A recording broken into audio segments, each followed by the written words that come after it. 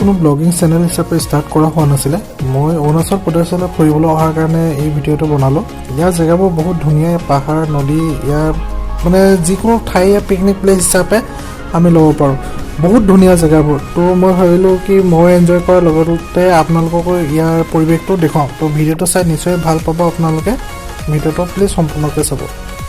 জেগাডোখৰ বহুত ধুনীয়া, আপোনালোকৰ আহিব পাৰে ইয়ালৈ। দিৰাঙৰ বৰ বেছি দূৰ নহয়, মাত্ৰ আপোনাৰ 13 কিলোমিটাৰ হয়।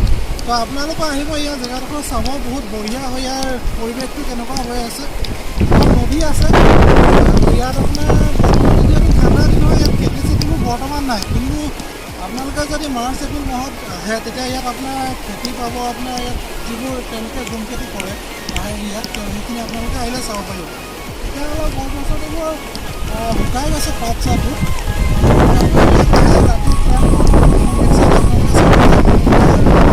হওক বা যিখিনি টুৰিষ্ট আহে কেম্প কৰি পেলাই তেওঁলোকে ৰাতি ইয়াত নাইট পাৰ্টি কৰে। তো মই আৰু আপোনালোকক চাৰি চাইডৰ ভিউটো দেখাই আছোঁ। অলপ মোৰ লগত ভিডিঅ'টো আপুনি চাব পাৰে কি সুন্দৰ পৰিৱেশখন, নদী আৰু ইয়াৰ চাৰি চাইডে পৰিৱেশটো চাব পাৰে কিমান ধুনীয়া। তো আপোনালোকেও আহিব পাৰে দিৰাঙলৈ। বহুত ইয়াত বেলেগ বেলেগ জেগাও আছে, আমি আৰু বেলেগ আছে জেগা, তালৈও যাম চাবলৈ। টেণ্টকেইটাত দেখিছে যে ইয়াত মানুহে কেম্পেইনিং কৰিবলৈ আহে, পাৰ্টি কৰিবলৈ আহে, আৰু বৰ্তমানো মানুহ আছে তাত।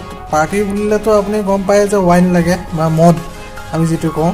তো আমাৰো মাঘৰ বিহু আহি আছে, আমাকো তাত লাগিব, মদটোতো লাগিবই।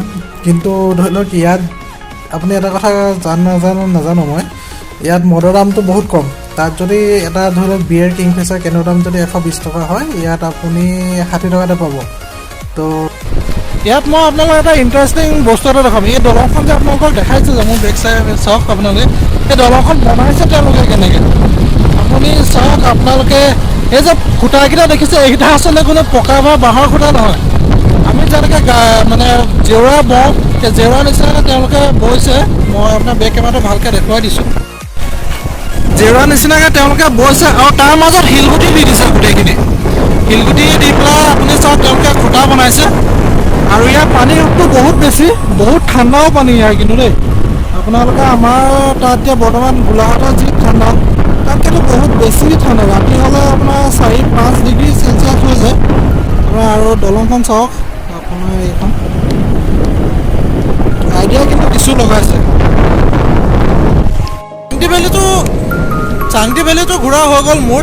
বৰ্তমান এতিয়া বেলেগ এটা জেগালৈ যাওঁ, আৰু আপোনালোকে চাওক ইয়াৰ বেলেগ আৰু দিৰাঙত থকা বেলেগ কি জেগা আছে আপোনালোকক দেখুৱাই আছোঁ।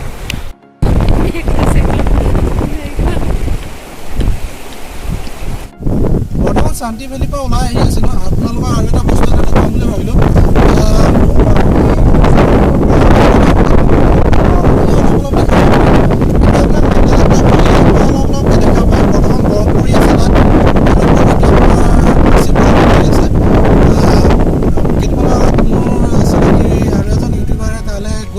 কিন্তু একেবাৰে টপলৈকে যাব নোৱাৰিলে, বেছি বৰফ হোৱাৰ কাৰণে।